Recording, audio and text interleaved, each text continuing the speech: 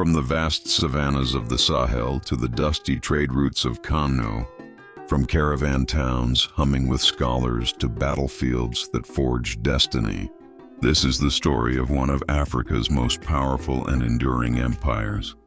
Welcome to Echoes of the Ancients, and to the saga of the Sokoto Caliphate, the last great Islamic empire of West Africa. Long before the name Sokoto commanded respect across the Sudan belt, the region was home to a mosaic of ancient kingdoms, the Hausa city-states. Kano, Katsina, Zazzau, Gobir, and others thrived as centers of commerce and craftsmanship.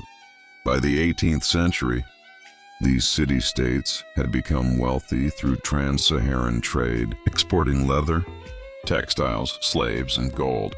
Yet their wealth was matched by deep social inequality.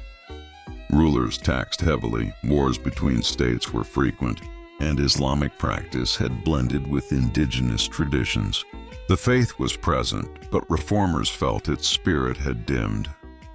Among those reformers was a Fulani scholar born in 1754 near Marata in what is now northern Nigeria. His name, Usman dan Fodio, a man of letters, purpose, and fiery conviction.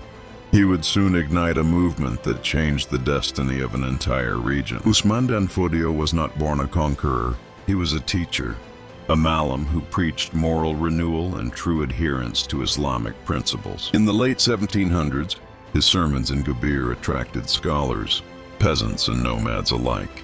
His words challenged corruption, oppression, and religious laxity, but reform can be dangerous when it threatens the throne. The Hausa rulers of Hausa ancient city kingdoms like Kano, Katsina, Zaria, Gobir, and Kebbi had grown rich, but also corrupt. Heavy taxes burdened the poor. Justice was sold to the highest bidder. Slavery and pagan practices had crept into the heart of Islamic society.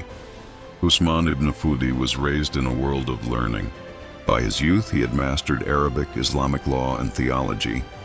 He studied under renowned teachers of the Qadiriyya order, absorbing both spirituality and scholarship. He traveled through Hausaland, preaching reform, denouncing corruption, and calling rulers back to Islamic principles. His words struck a chord among the poor, the scholars, and even the women of the region. His movement grew quietly, like a flame spreading under dry grass. By the late 1790s, the rulers of Gobir saw Usman's popularity as a threat. King Yunfa, who had once been Usman's pupil, turned against him. He restricted his preaching, banned conversions, and even attempted to assassinate him. When Yunfa's soldiers attacked his followers in the town of Gimbana, the scholar took up the mantle of leadership, not as a conqueror, but as a mujahid, a warrior in defense of faith. The Sokoto jihad had begun. In 1804, Usman dan Fodio and his followers, known as the Jama'ah, fled to Gudu. There, he declared a new Islamic community and called on all who sought justice to join the cause. Thousands answered. From Gudu, the reformers launched a series of campaigns across Hausaland. One by one, the Hausa kingdoms fell. Kebbi, Katsina, Kano, each toppled under the banner of reform and unity. Usman dan Fodio's movement was not simply a war, it was an idea. His commanders, including his brother Abdullahi and his son Muhammad Bello, led with discipline and purpose. They built new centers of learning wherever they went. By 1808, the last of the Hausa kings had been defeated. The old order was gone. In its place stood a new empire, the Sokoto Caliphate. Usman dan Fodio, now known as the Amir al-Mu'minin, the commander of the faithful, founded the caliphate in 1809. Its capital was established at Sokoto, a modest town that would soon become the heart of West African Islam. Unlike the empires of Europe or the dynasties of old, the Sokoto Caliphate was built on both spiritual and administrative foundations. It was a federation of emirates, each led by appointed emirs, bound by law, faith, and allegiance to the caliph. Usman soon withdrew from active rule, dedicating his final years to writing and teaching. His works, more than 100 in number, covered law, ethics, governance, and theology, influencing generations to come. Under Muhammad Bello, Usman's son and successor, the caliphate entered its golden age. Trade routes flourished, linking the empire to Timbuktu, Tripoli, and the Atlantic coast. Cities like Kano became centers of learning and industry, producing cloth, leather, and books that were prized across Africa. The caliphate was vast, stretching nearly 100,000 square miles and governing over 10 million people. Yet its unity rested not on force alone, but on shared belief, education, and law. For a time, it seemed that Sokoto had achieved what many thought impossible. An empire ruled by the pen and the sword, guided by the Quran. By the mid-19th century, the Sokoto Caliphate had reached its zenith. It stood as the largest state in West Africa, a federation of more than 30 emirates. Bound by law, faith, and scholarship, the capital, Sokoto, became both a spiritual and intellectual beacon. Scholars from as far as Bornu, Timbuktu, and the Niger journeyed there to study. The city's mosques rang with Quranic recitation. Its libraries overflowed with manuscripts. Under Sultan Muhammad Bello, the caliphate's second ruler, learning became the foundation of governance. Judges, teachers, and administrators were appointed based on merit and piety, not birthright. The Sokoto Caliphate was a rare blend of Islamic theocracy and decentralized federation.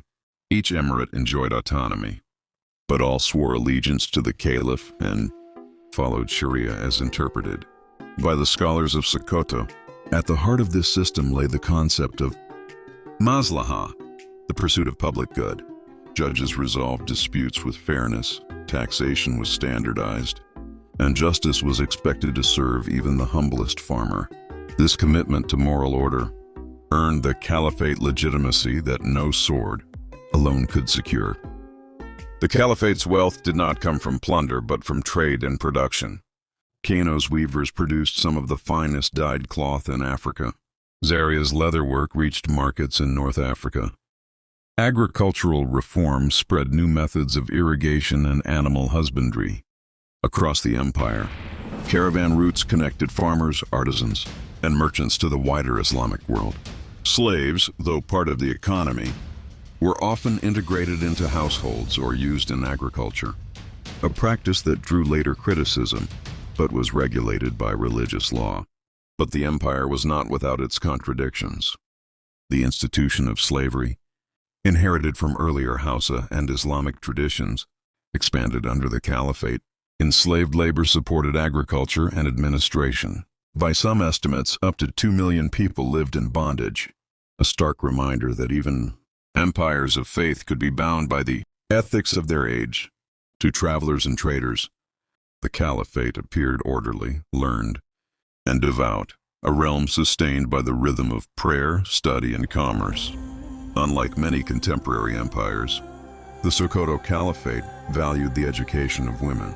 Usman and Fodio's daughter, Nana Asma'u, became one of the most influential female scholars in African history. She wrote in Arabic, Fulfulde, and Hausa, training women educators known as the Yantaru.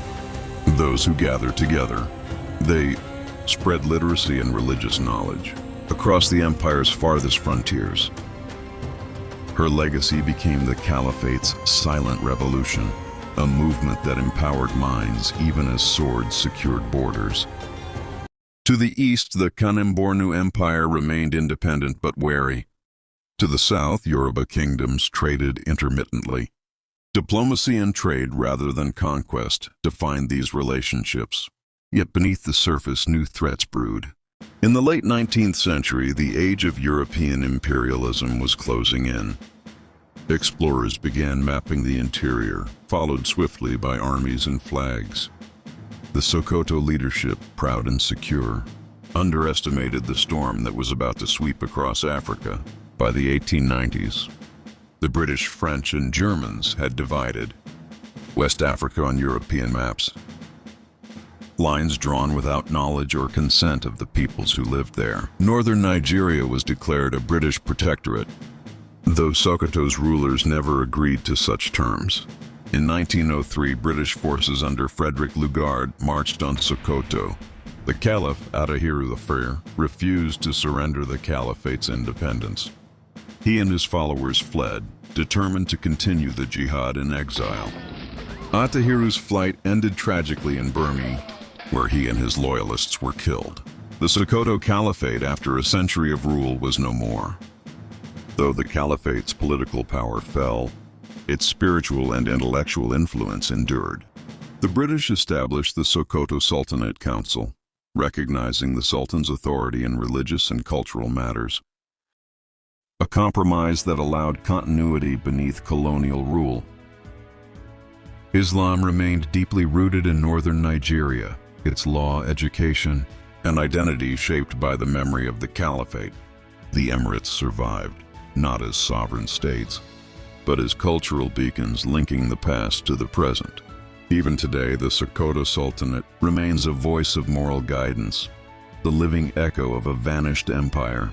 The Sokoto Caliphate was more than a state. It was a vision that knowledge could govern power and that faith could build civilization. Its story reminds us that Africa's past is not a blank page written by outsiders, but a library of its own genius, reform, and resilience. Empires fall, but ideas endure. From the sands of Sokoto to the classrooms of today, the call of knowledge still echoes through the ages. You've been watching the last great Islamic empire of West Africa, Sokoto Caliphate, an Echoes of the Ancients production. If you've enjoyed this journey through history, don't forget to like, share, and subscribe to keep the echoes of the past alive. Echoes of the Ancients, where history lives again.